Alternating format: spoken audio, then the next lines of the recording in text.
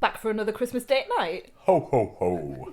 I'm not even going to give it a go this time. Please, Dad. Mine is so poor. Merry Christmas. There you go. Excellent. Oh, you make a really good Santa.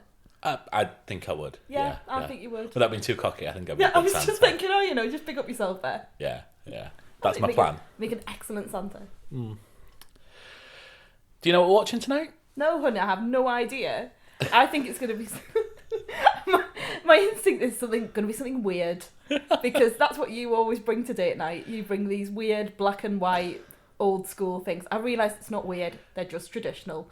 But... yeah. How many black and white films have we ever watched on date night? I don't know. I just remember you haven't done it for a while, but there've been so many times where I've come downstairs and you've been watching some sort of I can't even put into words what some of them were. They're just odd.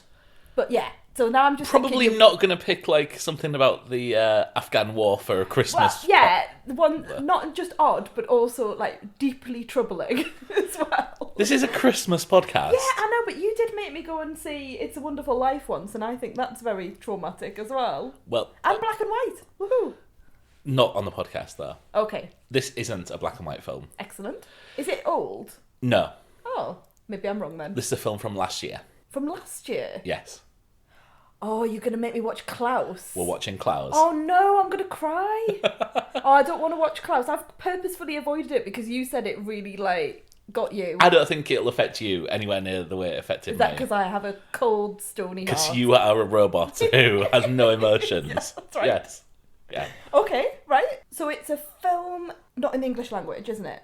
No, it's in the English language. Right. It's a Netflix original. I thought it was not in the English language. I thought it was subtitled. Well, tell you what, let's watch. I mean, we can put subtitles if you want. That might work. But you'll miss the voice work of Jason Schwartzman and J.K. Simmons. Oh, really? Schwartzman's in it? Yeah, well, very nice. It's animated, so yeah. Right. But yes. Okay, should we just watch it then? Shall we do that? Yes. Yeah, so it's on Netflix. Yeah, if anyone wants to watch this, it's on Netflix. This actually is one of the few things that we've ever mentioned on the podcast that my mum and dad actually went and watched. Yes, they took up your recommendation. I think it's this and Quiz, the two things ever. And The Crown. Oh, well, I never mentioned that, so I don't really count that. All right. Is this how it works, is it? Yes. It's an insight into your mind, isn't it? Yeah. But yes, this is one of the few things that we've ever spoke about that my mum has actually watched on the back of it. So that Netflix gift card I got her last Christmas has gone well. So it means I can talk to them about it as well, now that I've watched it. I'm not... once I'm going to watch it. See? This is an thinking interactive thing. Yes. Lovely. Let's go watch it. Okay. Cheers. Hello? Jesper Johansson, postman. Mr. Klaus. You have a gift. You were meant for making toys. So I figured, if you donate your old toys, I'll deliver them for free. Tonight, I go with you. There's no need for you to come with me, really. Tonight, then.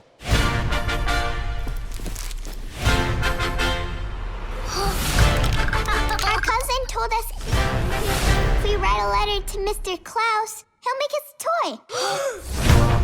Dear Mr. Klaus. Dear Mr. Klaus. Shall we then? Yep. Mr. Klaus is the coolest. Klaus? What about me? Ow! What the loser? Oh yeah, well if I'm a loser, then you're too far. You're gone. Hey, what do you guys think you're doing? This is Smearensburg, the unhappiest place on earth. And you two can't change that. The postman and toy maker are brainwashing everyone! We need to show people that a true, selfless act always sparks another. Hi! What's happening right now? Oh no. Holy mother! What happened? Not a word. You just sit there. Be all magical and awesome.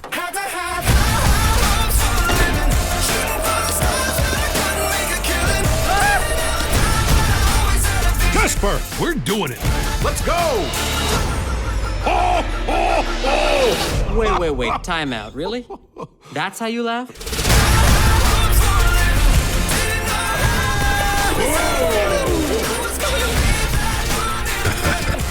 Come on, we're running out of time. Those kids are counting on us. If we don't stop them tonight, this town will never be the same. Destroy those toys! No, no, no, no, no! No! Ah! Ha! Eat our snow, you... They're not attached. Why aren't they attached? I thought they were attached. I would never, in a million years, have done what I just did if I didn't think these were attached. Always have high hopes.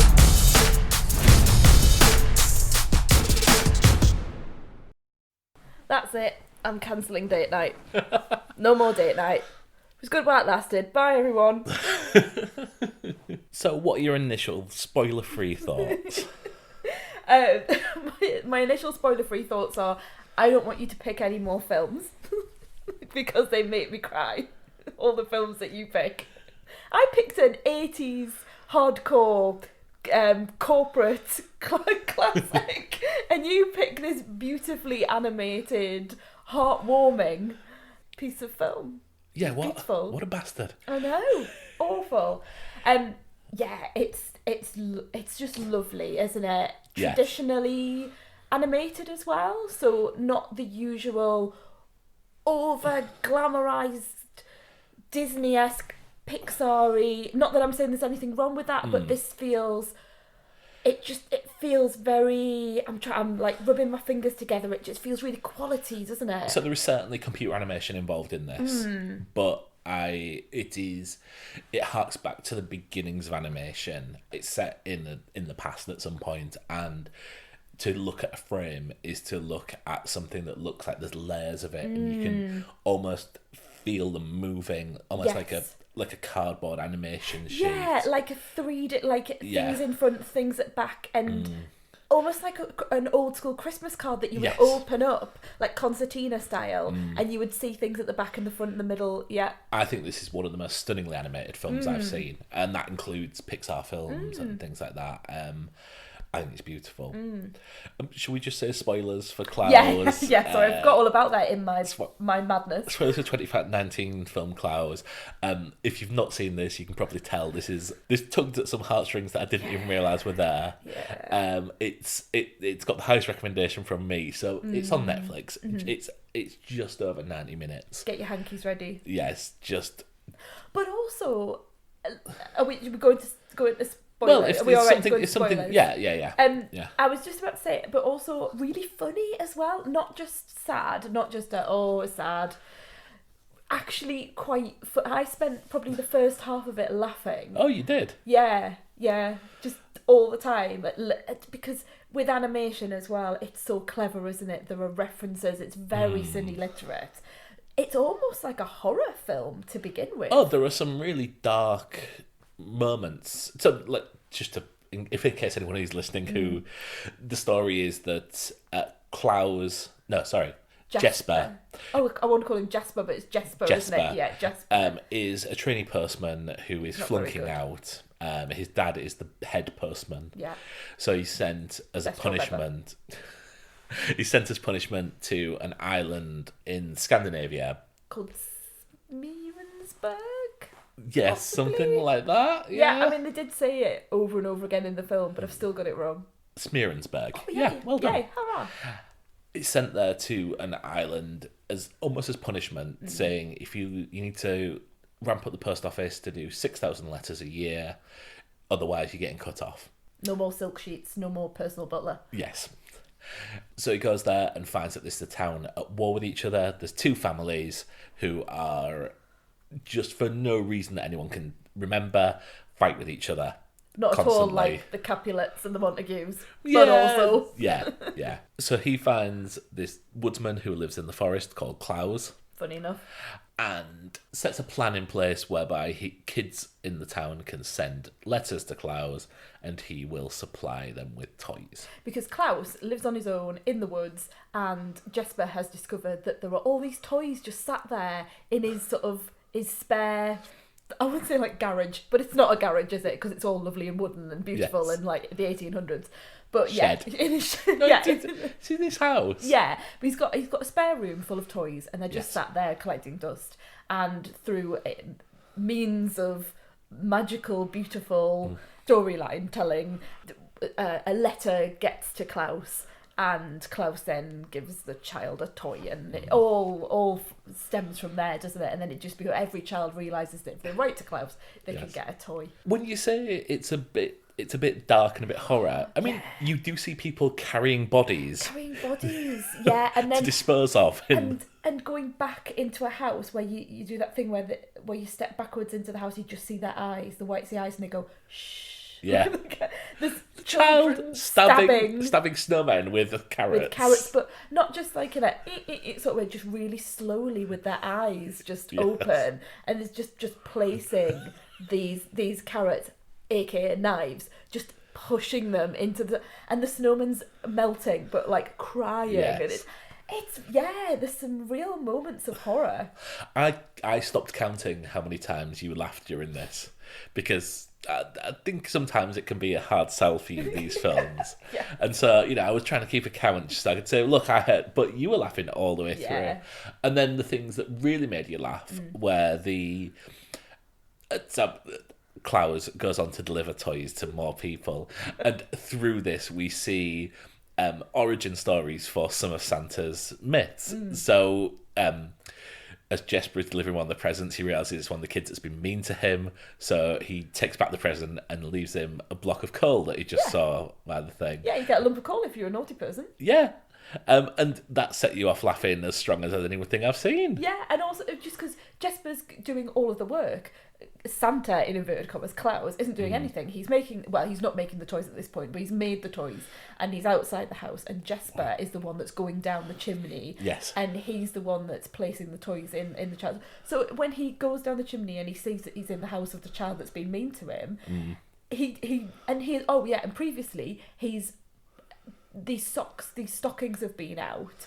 So he's been placing the presents in the stockings, like socks, that have been hanging over the fire to dry, because there's like dogs or other animals in the house, so he's just quickly putting them somewhere. So that's where you get the stocking presents from.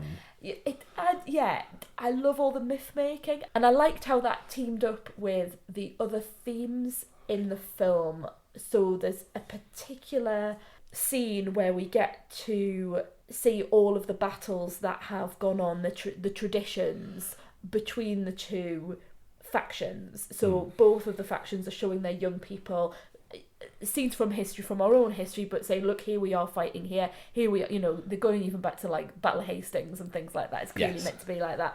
All of these big battles that we know from history, and then they're putting their two gangs in there and showing them, look, we've been doing this, it's tradition.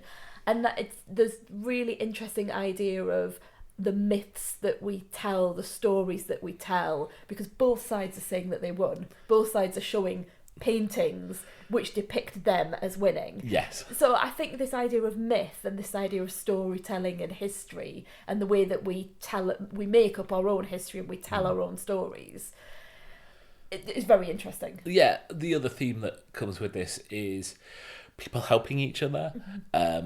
There are kids who don't understand that they are meant to be fighting with their neighbours. And as they start to get a toy and they realise that if you are this word spreads from the kid who gets coal, that if you are being good, you get a toy. So they help each other and help out the city, and the city progresses beyond this sort of fighting thing. It regenerates, yes, doesn't it? Yeah. They have a Christmas market. I was very jealous. I really wanted to go to one. Get some beers, get some hot chocolate. Yeah, that's what it looked like. You could really smell it, couldn't you? Get one of them German hot dogs that you always see. The massive ones. Yeah, it's not for you. Not for me, no. Vegetarian. What about the voice cast? Yeah, well, before we started this, you talked about Jason Schwartzman. Yeah. I couldn't tell it was Jason Schwartzman.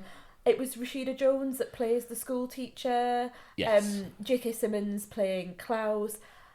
I liked it because I didn't think of Schwartzman, Simmons, Jones as those people. I just took them as it was Jesper, it was Klaus. I like that. I don't like it when I kind of know the person too well, because then all you think of is that person rather than the character that's been animated in front of you. I think that's one of the dangers of DreamWorks, is that they do hire people who have such recognisable voices, and it's not something that necessarily Pixar does. Onward like had Chris Pratt and Tom Holland, and you could tell them it's kind of a step away from the traditions of like. I mean, obviously Tom Hanks and that's what I was saying. Tim I was thinking like Allen Woody go all the way back, for Buzz Lightyear. I don't think they necessarily sound like those people. I think you now know those characters. That might be rather than thinking, oh, that's Tom Hanks. But yeah, I really enjoyed this because they were clearly really good actors. Yes. And I wasn't constantly thinking, oh, he's Jason Schwartzman, who was quite a distinctive actor. Yeah. We need to talk about the ending. Okay, do we have to? Well, this wasn't the first time I turned around and caught you in tears. So there is a storyline that runs through. There's a plot line about death. Yes. And a plot line about lack of children. And that is well known within the St. Nicholas story. It's the beginning of Santa Claus the movie. In Santa Claus the movie, right at the beginning, spoilers for Santa Claus the movie if you haven't seen it, the woodsman, the person who makes the toys, and his wife go around and deliver the toys to all the children because they have not had any. They've got to a certain age and they have never had children and they don't understand why. And then they freeze to death and wake up and Dudley Moore's there. So, that story is always there. So why is that acceptable in Santa Claus the movie? But when you watch this from me, you're like, I'm never letting you pick a film again. I think that because in Santa Claus movie it's just sort of like blinking and it's gone, and I don't think a lot of people really take it that they've died, but they have. In this, it's very beautifully done. It's quite spiritual without being religious, and it's very, very gently but meaningfully done. I can't say anything else, otherwise I'll cry. But yeah, but for someone who has been through a recent bereavement, I found it very touching. But even before that, you were in tears. Was I? Yeah, we broke up halfway through. We broke up, did we? Yeah, well, we nearly did at one point. Just to peek behind the curtain, we had a bit of a break while Elaine decided she was going to wrap some presents. It's all right to wrap presents while watching a film, but apparently it isn't. You were missing bits. I was fine. I was just doing a quick wrap. I've not got much time left. You've got a full day tomorrow. Anyway, Mark doesn't know how to do the sellotape without losing the end. Anyway. When we stopped for that, you were in bits as well. I don't know what that was. Oh, I think you're probably crying because it's a good film. All right. Yeah, that theme of loss, and Klaus says after explaining that his wife has died and they wanted to have 7 children, and then the children never came, and then they got old, and then she got ill and she died. Yes. But he said that's why he shut himself away. That's why he says there's a real line of like how people, particularly men, I think, who, like a widower might shut themselves away and might not take themselves back out in the world, and there's a lot of like grief. There's a lot of grief stuff going on in there, which I don't think other people would particularly spend a long time on, because it's something that's very prevalent in my life. That's what I was thinking about whilst I was watching it. And then the bit at the end when he bloody well dies, I was like, die. Oh my god, he disappears in inverted commas, but that bit where he sort of he feels her presence everywhere through the leaves that swirl around him and the wind and all this. Happening all over again. Well, God, I hope not. It's a different spin on that film, isn't it? I mean, that would stop me crying. It's Mrs. Claus coming to get them. Bring it back. Bring it back. So when he eventually disappears, when he says, I'm coming to see you, sort of thing, he has that moment, doesn't he, where right, I'm on my way because I've reached an age where gone, totally gone. Yeah. I just, can't take that. The first time I saw it, I was in bits. I think I watched this when you'd gone to bed, and I think I came, oh God, gone again. And I think I came up and said, I've just seen the most beautiful film. Yeah, this is why I was worried. I remember that. Yes, yeah. But it's a nice thing. Oh, it's lovely. It's lovely. It's just, it triggers quite a bit of stuff at the moment, I think, and maybe after a few more years I might not be quite such a, puddle. Aww. Do you want to know the history of the people behind the film? Yes, please. Will you tell me about it? Because I noticed that a number of the names when I was looking at the credits, were they people who are Spanish? Yeah, it's a Spanish film. That's maybe where I'm getting confused, where I'm thinking it's not in English language. So it is directed by a guy called Sergio Pablos, Okay. who worked for Disney throughout the 90s. Oh, right, wow. So if you look at his credits, he was an animator on not necessarily Disney's finest moments, but like Treasure Planet, Tarzan, Hercules, Hunchback of Notre Dame, which I think is a really good film. Yeah. And then went on to, he was the writer and creator of Despicable Me. Oh, okay. So that's interesting because the characters in Despicable Me are really distorted Yes. people, aren't they? I haven't seen it, but I know they've got very sort of stretched out bodies and sometimes quite like pointy faces. Yes. And that's what this film has as well. The people are really over the top, almost like caricatures, aren't they? So Klaus has this massive body and these teeny tiny little legs. Yes.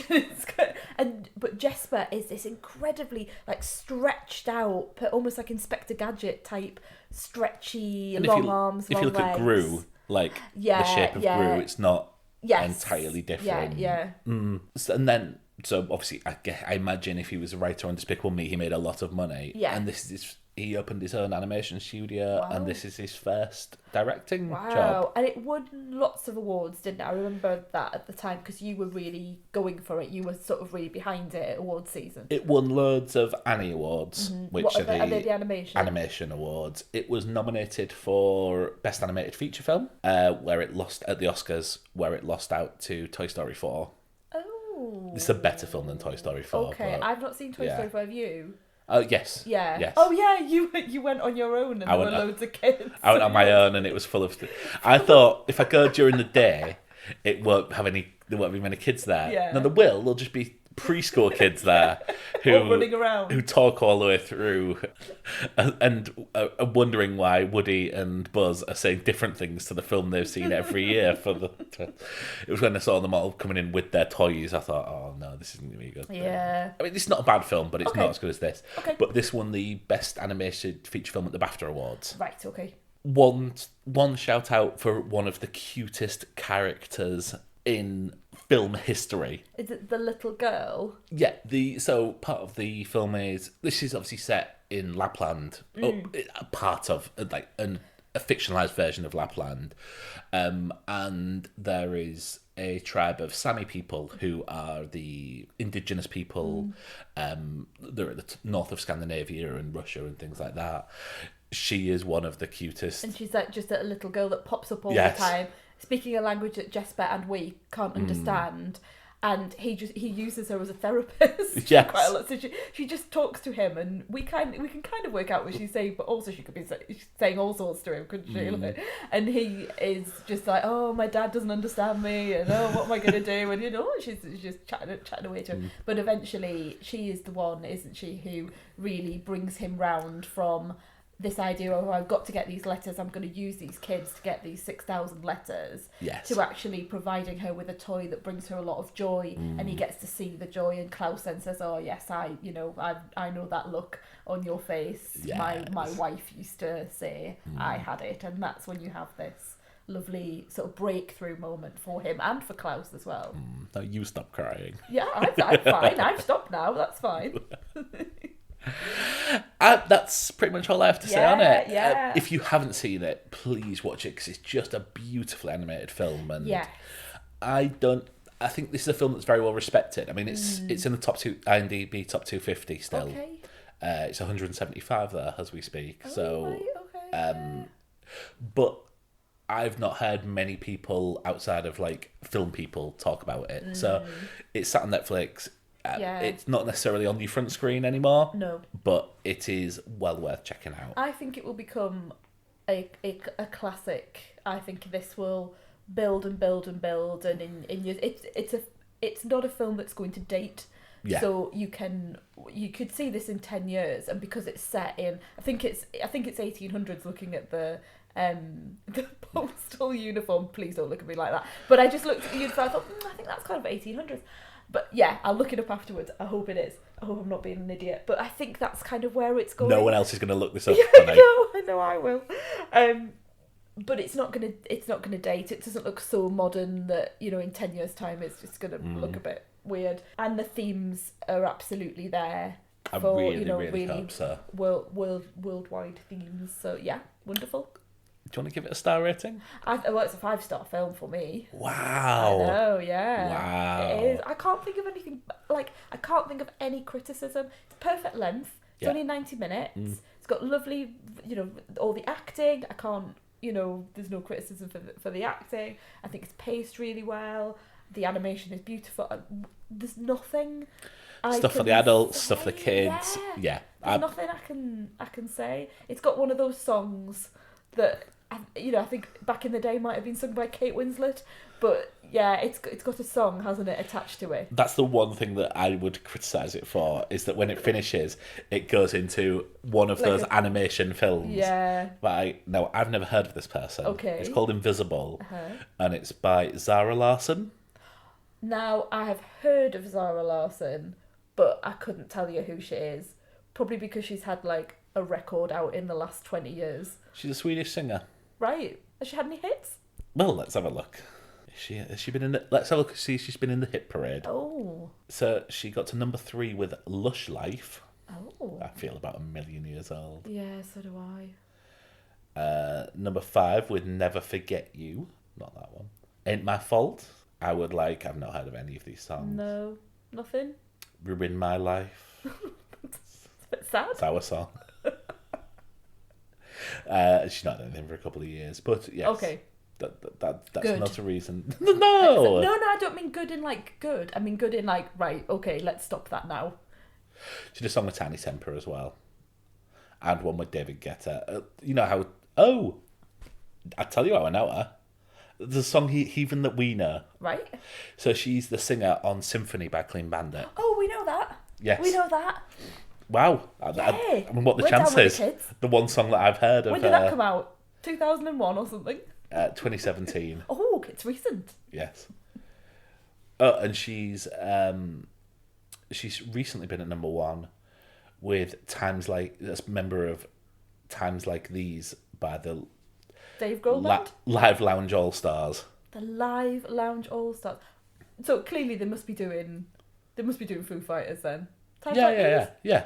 Oh, and it's number so 1. It's live. So it's a BBC One, Radio 1 Live Lounge. Right. Did a charity single. Did they? Yes. When was this? It can't be this year. Please don't tell me. Really? Yes. The Live Lounge All Stars. It's a stay-at-home charity single. Wow. It just goes to show you, doesn't it? So, yeah. I mean, the people who were involved in it. So, AJ Tracy, never heard of. Anne-Marie? Kind of. I've heard of that. Ben Johnston of Biffy Clyro. Oh, okay. Heard of. Yeah. Celeste. From Daphne and Celeste? I wanted to make that joke. Oh, no. sad times. Chris Martin, of course, he was involved. Yeah, we know him. Dan Smith. Nope. Of Bastille. Oh, I know Bastille. Dave Grohl. Good. Dermot Kennedy. I mean, I'm just naming artists here. You could say anyone. Ellie Goulding. Right, we know her. Justice for Greg James. Jess Lynn. Mabel, we know Mabel. We know Mabel, Nina Cherry's daughter. Yeah. Paloma Faith. Good. Rag and Bone Man. Excellent. Who you look like, apparently. Rita Someone's child once said that Mark looked like Rag and Bone Man. And actually called him Rag and Bone Man. Yes, that was nice, wasn't it? I guess it was. It's one of my favourite things ever. Yeah. Right, should we stop looking at the hit parade and finish this podcast? Yes, let's do that. Okay, 5 stars for Klaus. Well, thank you for listening throughout the year. Yes. We have got some best of the years coming up. We have, yeah. Have you got your list together? Got my list, yeah. I'm checking it twice. Are we do just annoyed that I didn't do that. Are we doing top 5s or top 10s? I don't know. Decisions on the podcast yet again. We'll make it up as we go along. Let's do top 10s. Okay. Yeah. What if I don't have 10 things? I've got 10 things I hate about you. The sellotape. Yeah. Right, okay, come on, let's get going. Well, have a great Christmas / holiday season, whatever you want to do. Happy holidays. No, it might be a tough one for people. But we hope you have a safe and restful holiday period. Absolutely. And watch Klaus. If you want to be really sad, apparently. Yeah. Thanks, everyone. Have a great one. Of your darker days. All I know is if happy lives a mile away, a couple steps is all it takes. If kindness lives. Before you go, just a reminder that you can subscribe to the Honeymoon Period podcast on Apple Podcasts, Google Podcasts, Spotify, or anywhere else you get your podcasts. You can join in the conversation on Facebook, Twitter, and Instagram. Just search for The Honeymoon Pod. Finally, if you like this episode and you think someone else would too, please share it. See you next time.